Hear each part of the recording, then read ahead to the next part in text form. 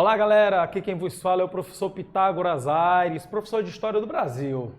Pois bem, hoje nós iremos analisar o fim do primeiro reinado. Vejam só, Dom Pedro proclama a independência, ótimo, beleza, mas na hora de começar a organizar o Estado brasileiro, organizar esse Estado no seu nascedouro, a gente começa a perceber o emergir de muitos conflitos de interesses entre vários setores sociais, inclusive entre setores da elite e o próprio imperador. A gente pode citar, dentre esses conflitos de interesses, o que aconteceu em 1823. Pedro havia convocado uma Assembleia Constituinte, tá? Essa Assembleia Constituinte começa a elaborar a nossa Constituição, e fica claro e evidente que os nossos parlamentares queriam impor limites ao poder do imperador. Dom Pedro, então, reage, fecha a Assembleia Constituinte e, na sequência, outorga, ou seja, impõe uma Constituição, aquela que viria a ser a nossa primeira Constituição, a Carta Magna de 1824. Uma Constituição que trazia o centralismo nas mãos do imperador. Por quê? Porque nós tínhamos 4 poderes, sendo que o poder que tinha proeminência, que era a chave de toda a organização do império, era o poder moderador, representado pelo próprio soberano. E é claro, o fato dele ter centralizado o poder nas suas mãos acabou gerando insatisfações em várias regiões do Brasil. Houve muitos questionamentos. Inclusive, um dos grupos que mais questionava esse autoritarismo era justamente aquele grupo chamado de Partido Brasileiro. Uma galera que havia apoiado Pedro quando ele rompe com Portugal, mas, claro, não vai gostar, não vai ter, vamos dizer, complacência com esse autoritarismo do imperador. Mas eu posso destacar, para dar início realmente à nossa análise da crise do primeiro reinado, que a primeira forte reação a Dom Pedro aconteceu em Pernambuco. Pernambuco foi o epicentro de uma luta que teve caráter republicano e separatista. Os pernambucanos, pessoal, já tinham vivido uma experiência emancipatória, ou melhor dizendo, já testemunharam o movimento por uma emancipação em 1817, quando o pai do Pedro, Dom João, estava no Brasil governando o Império Português, quando o Brasil era sede de todo o Império Português, tá? Houve a chamada Revolução Pernambucana de 1817, um movimento causado pela crise econômica, pela queda do preço do açúcar no mercado internacional, pela queda do preço do algodão no mercado internacional, pela opressão fiscal, pela influência das ideias liberais, um movimento que era separatista e era republicano, e que foi duramente reprimido por Dom João, pai de Pedro. 7 anos depois, a mesma província, a província de Pernambuco, tornará-se palco de uma nova luta, e uma luta que vai ter uma amplitude maior, mas teve o mesmo caráter, o caráter republicano e separatista. Isso foi uma clara reação ao fechamento da Assembleia Constituinte, outorga a imposição da Carta de 1824 e, é claro, uma reação ao próprio autoritarismo de Dom Pedro, ok? É claro que a gente pode também identificar algumas causas comuns da revolução que aconteceu em 1817, a crise econômica, a influência das ideias liberais, um forte sentimento anti-lusitano, mas sem dúvida a gente pode pontuar que essa Confederação do Equador foi, sem dúvida, a primeira grande reação contra o Pedro e a Constituição que ele havia outorgado. E o movimento não fica só em Pernambuco, acaba se expandindo, se disseminando para outras províncias, Paraíba, Rio Grande do Norte, Ceará, enfim. Mas a verdade, meus jovens, é que Pedro consegue abafar esse movimento com forte repressão, como o pai tinha feito em 1817 com os revolucionários pernambucanos.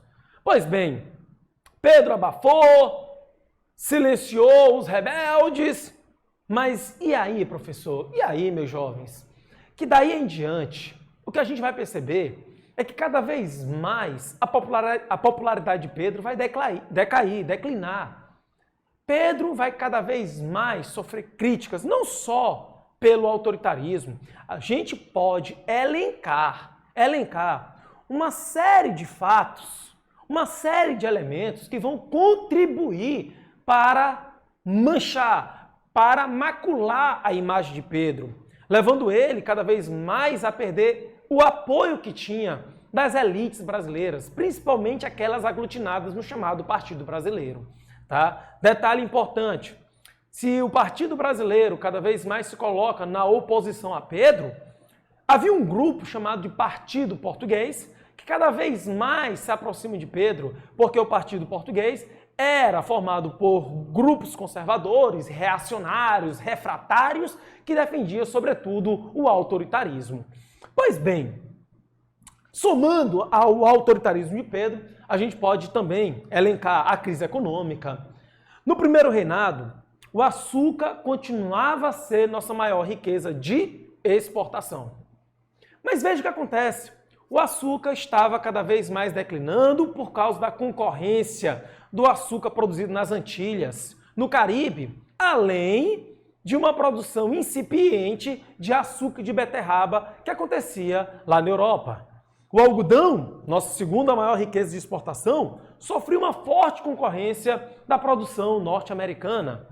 A crise econômica era também, certo, marcada por um processo inflacionário. E, para ilustrar essa crise, no ano de 1829, o Banco do Brasil acabou falindo. Tá? Convenhamos, pessoal, no cenário de crise econômica, normalmente os governantes, eles não têm grande popularidade. Tá? Mas a gente pode citar outros elementos que contribuem para a derrocada do primeiro reinado. Em 1825, a Cisplatina, que hoje corresponde à República do Uruguai, mas que era uma área colonial espanhola anexada ao Brasil por Dom João VI, busca se libertar do Império do Brasil. Foram alguns anos de guerra, nós perdemos muitos recursos, perdemos muitos homens e, por fim, perdemos a guerra. Nascia em 1828 a República do Uruguai. Claro que muitos aproveitam para culpar o imperador pela derrota fragorosa nessa guerra da Cisplatina. Temos outros elementos, o próprio envolvimento, certo, de Pedro na questão sucessória portuguesa. Lembrando, Dom João VI morreu em 1826, Pedro era o herdeiro do trono português, mas ele não poderia ocupar os dois tronos, o do Brasil e o de Portugal, ao mesmo tempo. Ele teria que tomar uma decisão, escolher um dos dois governos, uma das duas coroas. E ele então resolve ficar no Brasil, mas abre mão do trono português em favor da sua filha, a princesa Dona Maria da Glória, que era uma menina, uma criança de 7 anos. E aí Pedro buscou um acordo com seu irmão, o Dom Miguel. Ele, Pedro, certo, deixaria Miguel governar Portugal como regente, até que Maria da Glória tivesse idade para assumir a coroa portuguesa. Inclusive, para firmar essa aliança, Pedro até oferece a mão da sua filha ao irmão em casamento. Mas Dom Miguel, um príncipe ambicioso, ele não vai, seguir a essa ideia, a esse combinado. O que é que ele vai fazer? Ele vai usurpar o trono português. Ele se autoproclama rei de Portugal. Então Pedro, para reaver a coroa para sua filha, começa uma luta contra o irmão lá em Portugal. É uma guerra que vai se estabelecer naquele reino. De um lado, Dom Miguel apoiado pelos absolutistas, do outro Pedro apoiado pelos liberais de Portugal. Então essa guerra acabou atraindo cada vez mais a atenção do nosso imperador e as críticas vão se avolumando. O Pedro parecia estar muito mais, segundo seus críticos interessados, nos rumos da política portuguesa do que da nossa política nacional. Enfim, isso alavanca as críticas ao imperador, somando-se a isso a sua vida privada, as suas várias amantes, seu envolvimento com a Domitila de Castro, a Marquesa de Santos, tudo isso contribuía para macular sua imagem.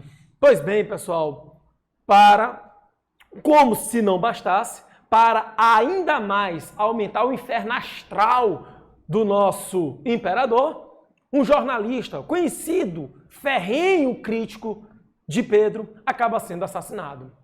Claro que Pedro não tinha nada a ver com esse homicídio, mas quem assassinou esse jornalista conhecido, Líbero Badaró, eram partidários de Pedro.